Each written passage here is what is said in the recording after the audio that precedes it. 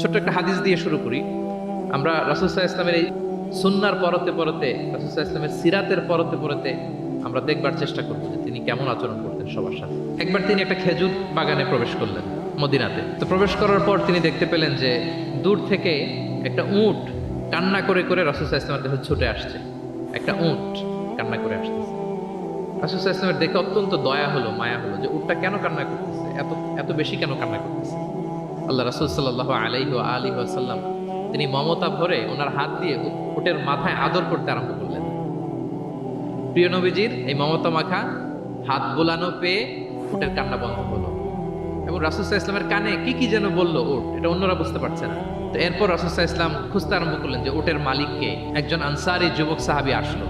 তখন রাসূল সাল্লাল্লাহু আলাইহি ওয়াসাল্লাম বলল যে তোমার এই উট আমার কাছে তোমার ব্যাপারে নালিশ করেছে যে তুমি একে ক্ষুধার্ত রাখো কিন্তু একে দিয়ে অনেক কাজ করাও।